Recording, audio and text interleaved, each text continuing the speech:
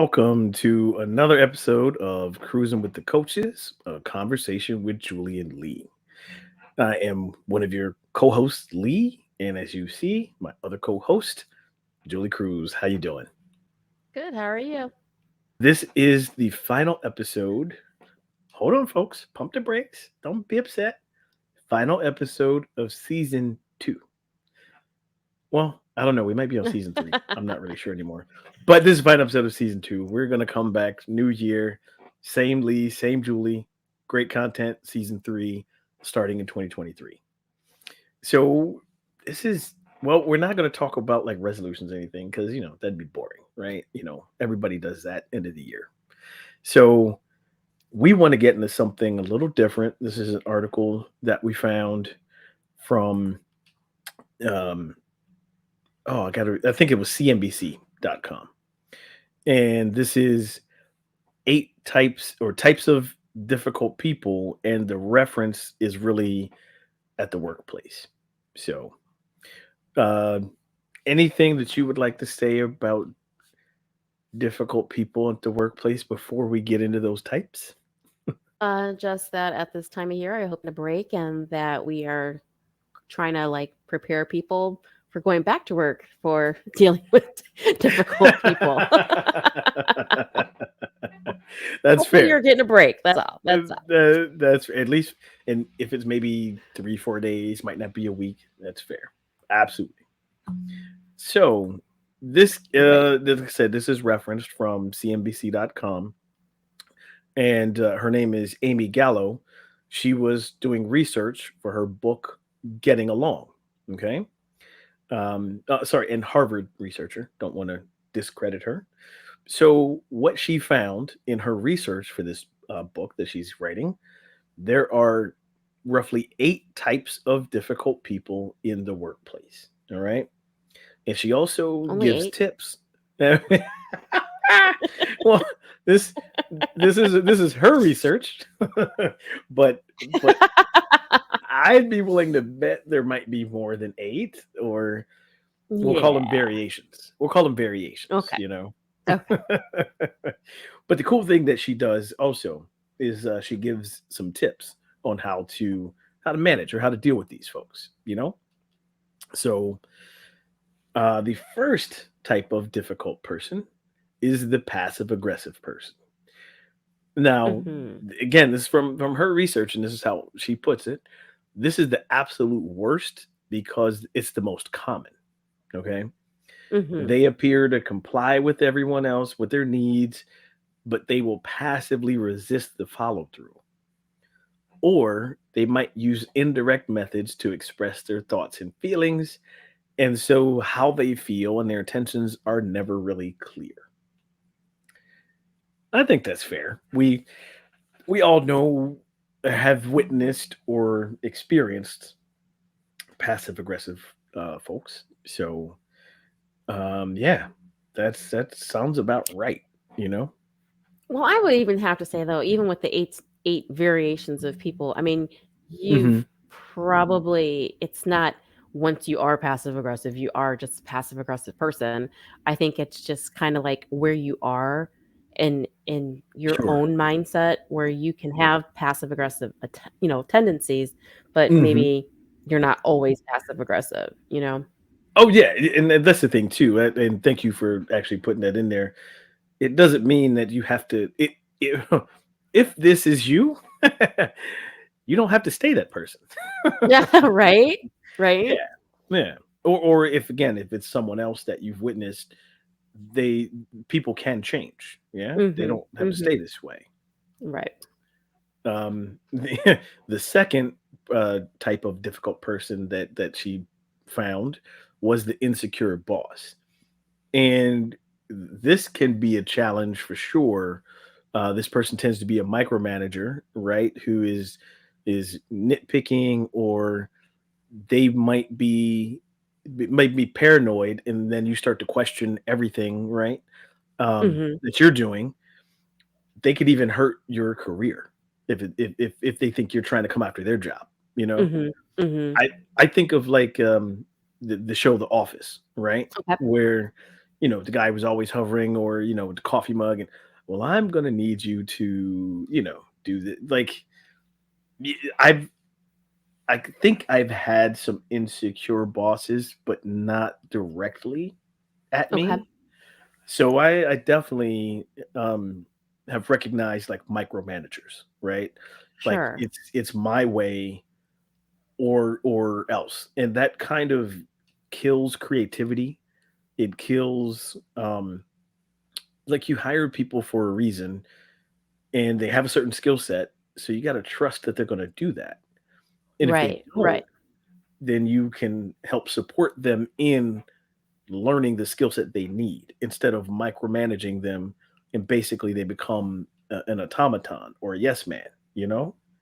Right. And then the other, but you have to look at the other side of that too, Mhm. because if you are finding yourself that you are being micromanaged, Mm. make sure that if you are being micromanaged and it is, let's say, errors that are continuously on your part, maybe they actually do exist. Mhm. Maybe you need to read things through more thoroughly before Mm. you turn them in. Maybe Mm. you need to, just dot your I's and check your T's before you turn things in. So, I mean, like, I think sometimes people start to think that they're being micromanaged, but they're Mm. actually not even managing themselves, I guess, is Gotcha. the best way I Yeah. can, you know what I Could, mean? sure. It could be like, and maybe take a reset and extra attention to detail, you know? Exactly, exactly. Yeah. And I've seen that too, where sometimes you get comfortable, and yeah, your focus or attention to detail goes by the wayside a bit. So it might not actually be micromanaging. It might be, how are you showing up? Yeah, 100%. Right, right. Like, it's, yeah, it's great to meet a deadline, but if you're not meeting the deadline with, the appropriate information, it's Right. not very helpful. Yeah, because then you got to go back and redo it anyway. So guess what? Exactly. Deadline didn't get met. Exactly, exactly. Now, this next person I have definitely experienced in multiple jobs, especially in the TV world, right? The pessimist. They constantly are pointing out the ways that something can fail, and it seems like they never have anything positive to say. I have experienced, I don't know, again, I've been in the TV world for, almost 30 years now. And what is ironic to me is that as technology gets better, as the equipment changes, and it's hard for some folks who've been in the business for a long time to grow and adapt with those changes. Mhm. They get stuck with, well, it used to be this way and it used to be that way. Yeah, you're right. I do get that. And then it's another piece of equipment. Oh, that's not gonna it's not gonna work. This isn't gonna work. This idea is not gonna work. Those kind of things. I've definitely seen that over the years. Um, Mhm. I hope not to be that person myself. I don't want to have have been in the business for that long and say, oh yeah, I remember when, and yeah, I don't want to be that guy. I don't want to be that Well, guy. yeah, because then the thing is, if you don't have a pessimist in the office, it might be you. Yeah. Just saying. well, well, luckily at this point it's not me. That's good. That's good. That's good. At this point it's not. I might be the victim. No, I'm kidding. I'm kidding. But the next type of person is the victim, who is also a type of pessimist, but feels like, everyone's out to get them. They don't take accountability for their actions, but they're definitely quick to point out the things that other people do wrong. Mhm. So, yeah, I think we've all kind of seen this kind of person too. You know, Mhm. any any thoughts that you'd like to share on? And folks are being specific here. Victims in the workplace. Okay, we're not talking Yeah. about outside the workplace, anything like that. Um, anything that you can share or would like to share that you've noticed about victims in the workplace? Well, I mean, like, I know it says victim, but I also like the Mhm. blame game. It's just kind of like, Mm. Mhm. it can't always be somebody else's fault, and Mhm. it's like taking ownership on the fact that, okay, you know what, I screwed that up. I shouldn't have done this, that, or Sure. whatever. Sure. Or I should have gave myself the deadline 10 days earlier than what I did, or, or just Yep. acknowledging the fact that something happened. You know what I mean? Yeah. That's the other thing. That I screwed up. There's got to be some Yeah. vulnerability, you know. Well, the part that kind of sticks out to me about this, and I have seen this firsthand, is where cool. Like everybody makes mistakes, and we get that. And Mhm. mistakes do happen. But if you're not taking accountability for your own mistakes, but can't wait to tell me about a mistake someone else made, oh, that's a big one. Like, Mhm. I, Yep. I've even walked in, and we're changing shifts, and oh yeah, well so and so did this, and this. I was like, huh. As I'm then going through, like, well, I kind of see some things that you did, but hey, who's counting? Who's taking notes here? Nobody, nobody. So Uh-huh. yeah, Yep. definitely witness the victim too. Oh, do we have to read this one? Do we? Can we just skip over this Yes, person? we do. You know? Yeah. So another difficult person, and no, I'm not triggered or anything, but is called the know-it-all, and they're convinced that they're the smartest person in the room. They, suck up all the air in the room, and they don't have a problem interrupting others. They will happily tell you what's right, even if they're wrong. So, yes, I will. I won't say that I'm a know-it-all. I know that I have been wrongfully accused of being a know-it-all, but to a degree. To a degree. I will have to say, I was just going to say the same thing. With know-it-alls, it's kind of hard because there are people who are know-it-alls, but there Sure. are people who are also confident in what it is that they are saying. So Mhm. it doesn't mean that they're always right. It just means they're confident in what they are saying is accurate It's true. information. Now, Mhm. it doesn't mean that they are a know-it-all. It's just that they're pretty convinced in the fact that what they are saying is accurate information. I'm with it. I'm with it. Yes, I'm confident that what I'm saying is accurate information. Mhm. So let me disclose that what I'm about to share is accurate information. Because now, I will say, That's how you gotta start that. yeah, I got to disclose it, right? Because I don't, Right, right. I don't find joy in pointing out, well, hold on, let me stop there. I do like saying, I do like, I told you so moments. I do like having those, but not in the workplace. Not in the workplace, Uh, Um, but I do wholly admit when I make mistakes or when I'm wrong, right? mhm, So right. part of I think the know-it-all accusations have come from, even though okay, this is best practice and try it this way, do it this way. It's not my fault that I turn out to be correct. Right? I can't help that. That's not my fault. So, but yes, I apologize that you're wrong.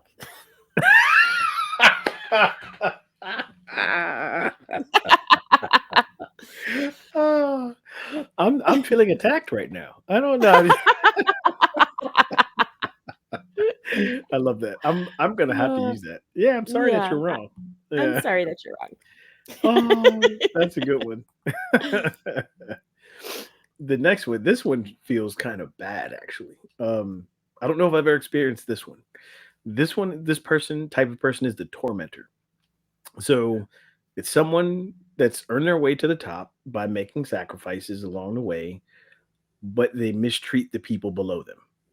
And it could be like, senior colleague who you think is going to mentor you, but they like are making your work life miserable, you know? Yeah, Um, yeah, go ahead. I'm happy Go to ahead. I'm just saying I'm happy to say I don't think I've ever experienced The a tormentor. tormentor in my life. Yeah. Yeah. I I know people who have. Um but yeah, like personally, I don't think I've ever had that. But I Yeah. remember, again, in the television world, and let me just say that not everyone is meant to be in the television world. Mm, The bunch of different personalities for sure, but mhm, it's a specific type of skill set to like do television engineering and that kind of thing. And when it's not your background, but you're the manager of people who have that background, that can be mhm. tough, you know? Okay. So I do remember like there was a certain manager who was tormenting a colleague of mine. I do remember Okay. that, you know. Okay. I didn't experience it firsthand, but so, and I'll explain it this way, right? It is hard to take direction from someone that cannot sit down and do what you do for 8 hours. Even with Mm, mistakes, they cannot do it. They don't understand the concept. So I think that's where mhm, the whole mhm. tormenting relationship came from for this former colleague years ago with that particular manager. You know, that's what So brings to me. Yeah. that goes back to that whole, you got a face for radio, right? Right? Yeah, So it's like, yeah, yeah, that's so you have an very true. attitude for Snapchat. If only it Just was saying. around then. If only it was around then. Absolutely. That would have worked. Yeah. Uh, oh, I think okay. Should we should we skip past this one too? So this type of person is the biased, okay? Mhm. They knowingly or unknowingly commit microaggressions, and no matter what their intention is with the comments, their behavior is typically inappropriate and can be harmful. Um, yeah. uh, where do we begin with this? But Yeah. um, I would imagine. So I'll go out on a limb here with this. I would imagine that you might have experienced this more so than me, not just being a person of color, but also being a woman. You Oh, know, absolutely. that's Absolutely. I think it's a fair statement to say. Oh, yeah. Yeah. Yeah, because when you're in a boardroom and everyone's like, "Well, who's going to take the notes?" And then they all look at you. You're like, You're like, seriously? I'm the executive director. What are you Yeah, talking about? and it's not even about a title thing, but it's just literally just like like, Hmm. does that even sound appropriate? It's like, I don't Right. know. It's Like bizarre. like who's the help? And they all look at you. You're like, Right? But it's just, "Ye- yeah, it happens all the yeah, time. I've definitely experienced some of that in the workplace. Yeah. But Yeah. I have an example that's not entirely in the workplace, but I've been to different, like different big box stores, right? I don't know, Target, whatever. And again, like most times in these stores, there's a certain uniform that the folks wear who are working there, right? Like if it's Mhm. Target, it's Sure. red, or Home Depot, they got the orange aprons, right? I don't even remember where this was, but for some odd reason, and it's been multiple times at different stores. People will walk to me and say, can you help me with this? Okay. And I'm like, well, I don't work here, so no, I can't. Like, I don't know if that's a bias thing because I had to look like I worked there, or I don't get it. You know what I mean? But yeah, no, I don't work here, and no, So I'm not but gonna on the help other you. side of that Sorry. though, yeah, that's happened to me a couple times too, but it's funny because they then follow up with, because then you're like, "Oh, okay, that makes me feel a little bit better." Mhm. They follow up with, "No, you walk like you know this place, like you own this place." And I'm just like, "Oh, no." Oh, yeah. No, I didn't get that, sorry. Yeah, no. I'm like, "No, I got the whole, well, you walk around like you own this place. I thought you." I'm like, "No, no. Right. You're N cute." That's my Yeah. that's cute. That's cute. And I can see that, right? If they see somebody who they think can help them, because okay, that's fair, that's fair. Yeah. Yeah. But, yeah, no, I've never had that follow-up. Okay. Yeah, I've got that a couple times. Oh. I think we got one more. Oh yeah, yeah. We got. Oh, this is a good one too. I've experienced this one. So this one is the political operator. They are definitely focused on advancing their career, but unfortunately, it might be at your expense. They are oh office politics. Oh, trigger. They get in, they engage in office politics, and it's unavoidable, but they get fixated on getting ahead, and they will run anyone over who's in their way. So yeah. Have you experienced any political operators in your career? Um, I'm gonna say I don't think so. No, Mhm.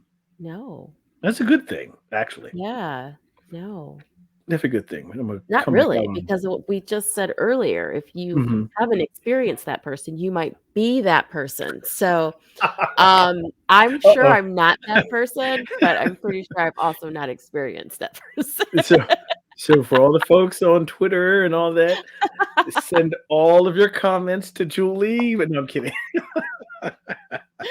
Oh, Any jeez. emails that come to the show, I will forward them to Yeah, I'm Julie like, about the political operator. if you haven't Yeah. experienced that person, you might be that person. So, I think yikes. I've But no, definitely I've not. I've experienced this not quite at my own expense, but again, I've like seen it in action. I've seen this Okay. person. Yeah, that's that can be tough because if someone is trying to just mow everybody over to get to the top, right? They might Right. become that insecure boss, or they might become one of those other difficult people that are on this list. So Mhm. Mhm. that's a tough one. Um, but hey, so those are the 8 types of people. So why don't we take a break, and when we come back, we will talk about the tips that you can use to work with these people. Okay. All right. Stay tuned. We'll be right back.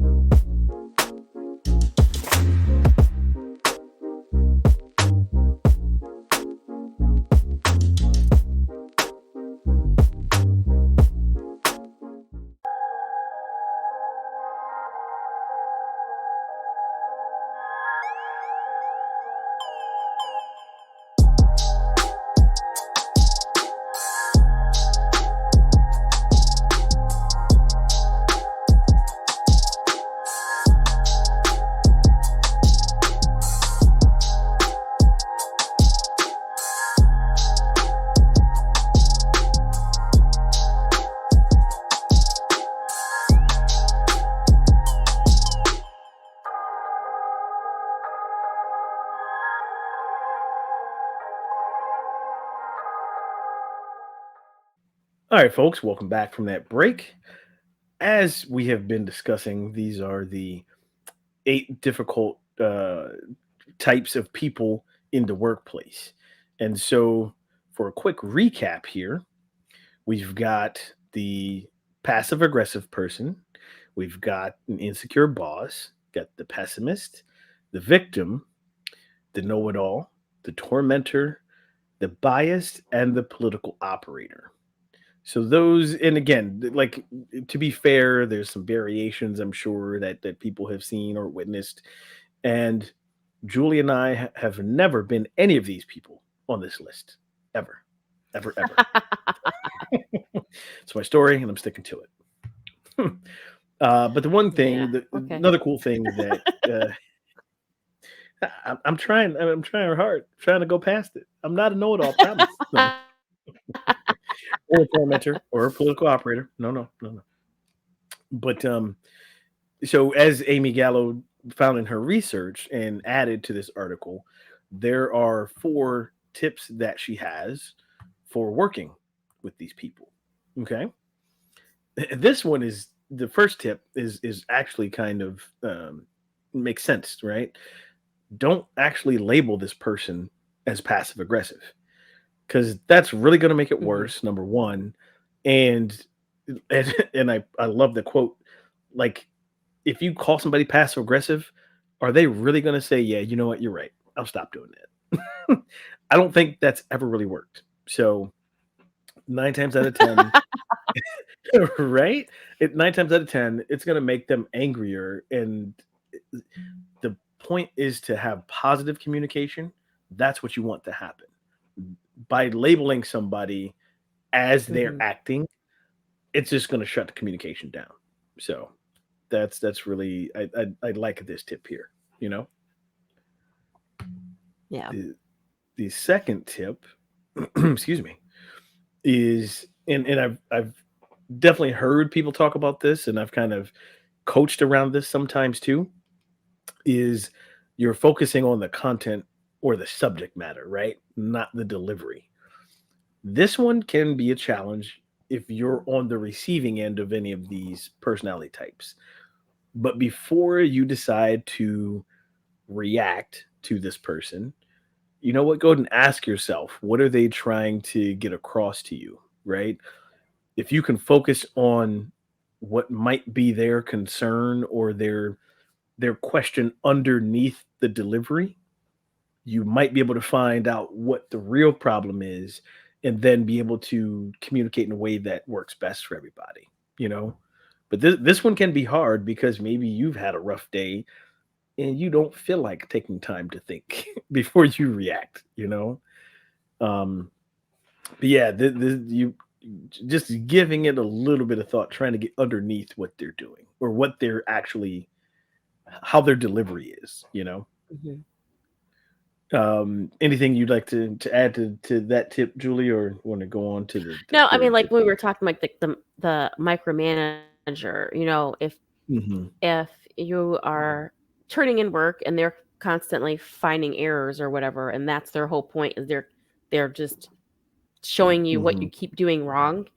mhm, Um, maybe it's, you ask, well, what are the things that you think I could do to make it so that by the time it gets to you, it's not having this many errors for us to have to mm, go over, and then finally they'll realize, sure. okay, yeah, like try to figure out how you can be positive for both sides, actually. Yeah, and that's the point. That's a great example of opening the door for that positive communication. Absolutely, Right. Right. absolutely. Excuse me. Um, and that kind of goes to this tip too, right? Tip number three is figuring out what the other person cares about. So, um, again, some of these take a little bit of time to actually do, but think about possible things that this person might be able to explain, right? What are their interests? What do they care about? What are they trying to achieve? And you can, and I love, and this is a direct from the article, ask respectfully and without judgment what's going on for them, right? So their Hmm. example here is, um, I've noticed that you haven't been responding to any of the emails. Is something wrong? Um, I'm only laughing not because it's a bad tip, but I'm laughing because it doesn't help if you come to somebody like if you're matching their energy with the Hmm. difficult communication, it's not going to work. Right. So I laugh about the respectfully and without judgment because if you're coming in hot, guess what? They're going to come right back out hot to you, and Right. you won't really reach that middle ground that's going to help both of you. That's I I've witnessed and I've done the coming in hot too. Let's just be real. Hmm. Hmm. I've done that and Yeah.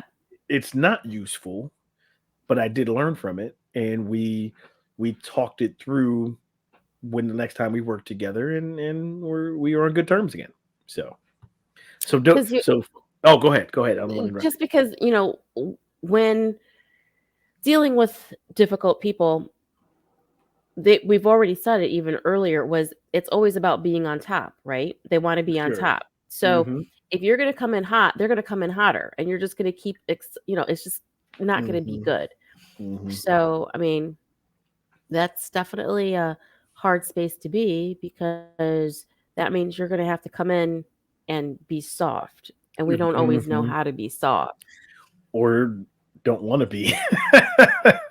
Right, or don't wanna be. Yeah, yeah, Yeah, yeah. yeah. And I realized, like, in the situation I'm talking about, I didn't want to be. Like, I was tired of taking that high road, if you will, right? Or the Mhm. road of understanding. And so, yeah, that can make a difference, you know. But Yeah. but again, these situations aren't an end all be all. You can come back from Mhm. them and have positive communication. Right. So then, I guess that talks to this tip number 4, right?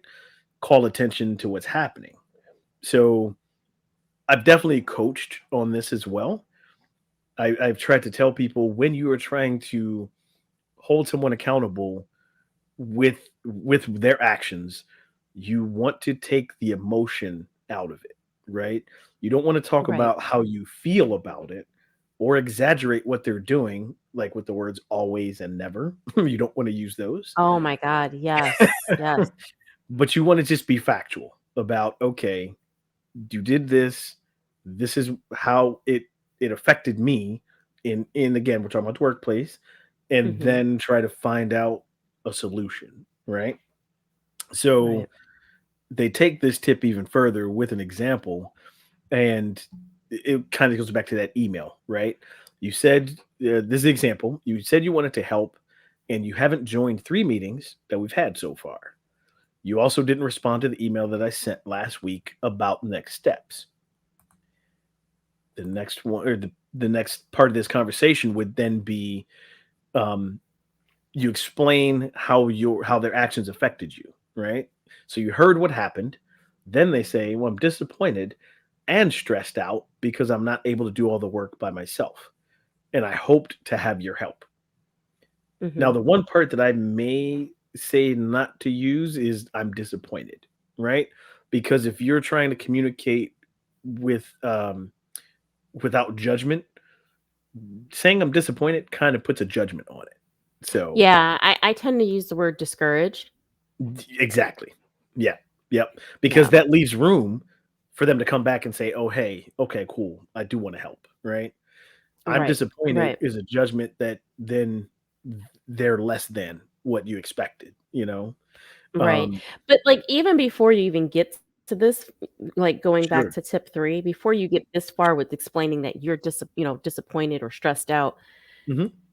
is there anything that I could be doing to help us to have a better collaboration? Should be, like, Mm. the next piece of the conversation, and allow that person to respond, because it might be, "Hey, you know, I've got Mhm. car issues, I've got this, I couldn't make those meetings that you scheduled." You know what I mean? And Mhm. so, like, giving that person the opportunity to at least have some kind of response before you start saying how you're, quote, unquote, "feeling" about the issue. Right, right, right. Yes. So, yeah, when you like a good point. When you ask them, "Hey, is something wrong?" Allow that space for a response before you jump Mhm. into, "This is how it affected me." Absolutely. Mhm. So then once you have jumped into that, right? The final piece of this of tip number 4 is being able to be honest with what you need while still leaving the door open if they want to be part of the solution, Mhm. or leaving an exit ramp for them not to be part of it anymore, you know? Mhm. Mhm. So they say, they kind of word it here is, if you're still interested in helping out, and I hope you are, I'd like you to attend the meetings. And if not, I need to know so I can find an alternative solution. And what I Go. also would like to add to this Mhm. is, um my understanding is, if this is emails and Mhm. meetings that this person Mhm. hasn't attended, I could read this and say, if you're still interested in helping out, because there's always people are like, talk about tones and what. I'm like, no, I just wrote the Exactly. words, pick up the phone, people. Pick up the phone and have this conversation. If they're Yes. not attending meetings, they haven't responded to emails, pick up the phone and have an actual conversation. Yes. That is 100%. It's so well said, right? If all of these messages are going through by text, email, Mhm. or we're all on platforms now that you can message people directly, Teams, all that stuff. Right. Yes, 100%. Because Yeah. like even in that written word, I would probably not say if you're still interested. Mm, Just say if you're interested, yeah. then hey, this is how we gotta go forward. But if you're not interested, cool, that's okay.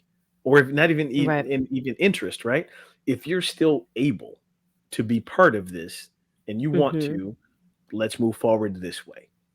Right. If you're not able to, cool, let me know and I can find an alternative, right? Because that's an exit ramp for Yeah. someone to not have to be part of the project, but still keep their dignity, if you will. Mhm. They don't Right. have to say Right. "No, I'm not capable," which means you can't do the job. They don't have to say, "No, I'm not interested." It's just like, "I don't have the capacity right now," you know? But you're giving them an Right. easy exit. Right. But yes, if all this is through written communication, call. Pick Our up the our phone. phones Yes. our phones these days are supercomputers, and they do all this great stuff. They Right. still make phone calls. Yeah. They they still make phone calls. So Yes. use the phone calls, man. Yeah. But, yeah, we hope that this episode of Cruising with the Coaches, conversation with Julie and Lee, has helped you into this extra stressful season, holiday season, moving into the new year. Maybe it gives you guys, some newfound energy to like, okay, you know what? Let me try to see how I can create positive energy, positive communication in my workplace. Even if you're working remotely, maybe you got to call somebody. When people are on break and you get soft, you know what I mean? And you're more chill.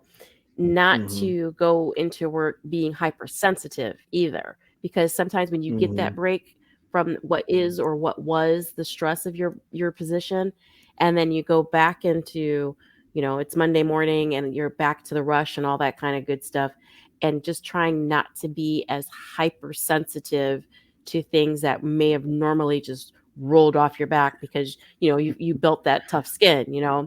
Sure, So I don't sure. know. It's hard. It's hard going back Yeah, to work. I get it.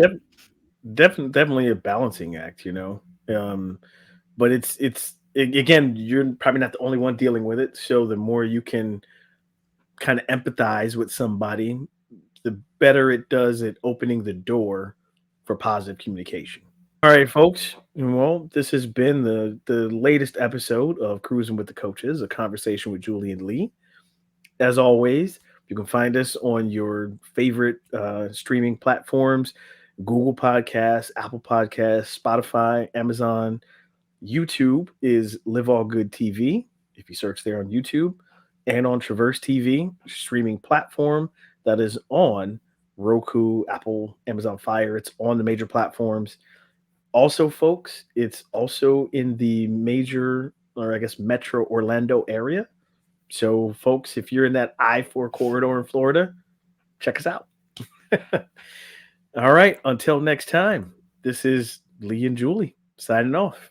We'll see you.